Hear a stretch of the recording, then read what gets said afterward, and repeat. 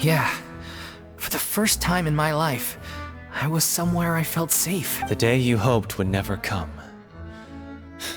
How times change. Oh, you're finally done? Get your butt over here. There's someone I need to introduce you to. This is our new artistic consultant, Miss Furina. Furina? The Furina? Oh my god, how did you manage to wrangle that? Please, the honor is all mine. I was profoundly moved to hear about your troupe and your wonderful director. Same here! Even so, this is just... Oh, wow. I'm sorry.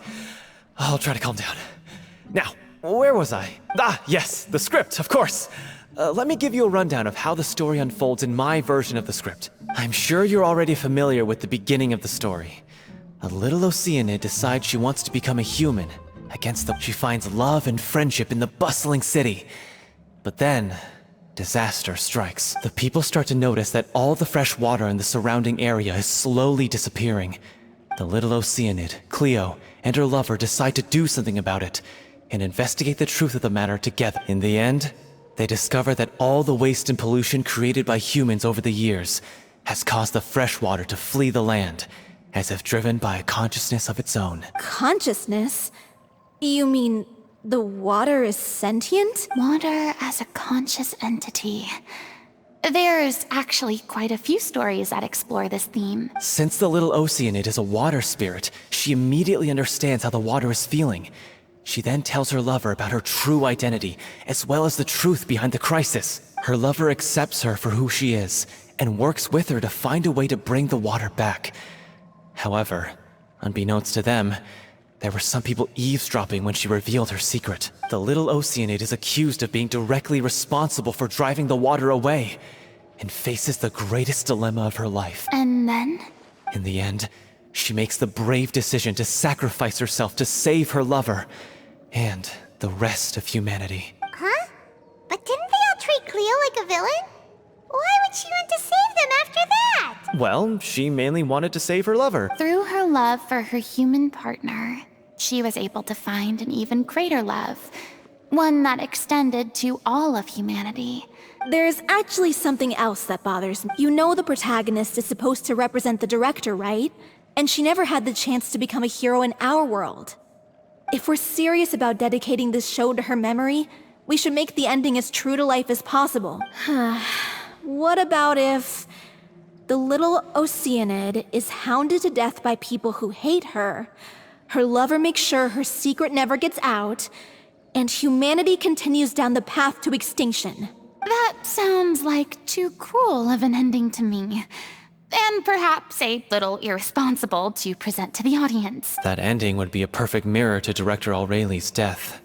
Both arbitrary and meaningless. On the day when she went missing, Director Aureli had instructed us all, somewhat out of the blue, to leave the court of Fontaine and wait for her outside the city. We waited and waited at the rendezvous point, but she never came.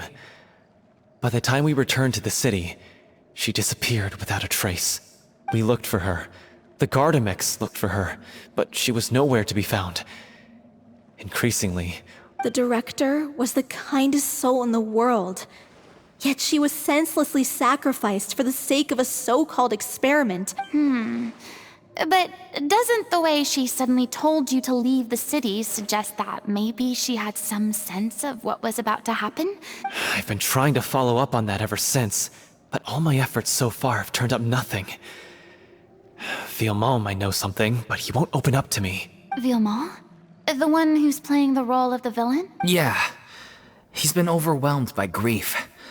I think the director's death hit him hardest of all. Grief? Guilt, more like.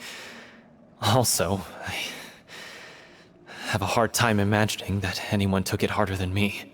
Because, well, speaking of the play being true to life, I was deeply, madly in love with Aureli. What?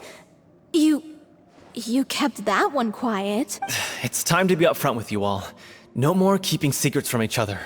We'll never be able to agree on the ending if we can't be honest about how we feel. I did tell her how I felt once, but she turned me down pretty much straight away. She said that we were all like brothers and sisters to her, and she never considered us as potential romantic. Not that it came as a shock or anything. It was what I was expecting to hear. So I told her I'd always be there for the troupe. I said, maybe one day in the future, when everyone's settled into their own lives and on the up and up, and managing the troupe no longer required her constant attention, well, maybe then she could reconsider what she really wanted in her life. And now, that day will never come. Paulo. So if I'm the one writing this ending, then I'm gonna make sure it does right by O'Reilly. I won't let anyone get in the way of that.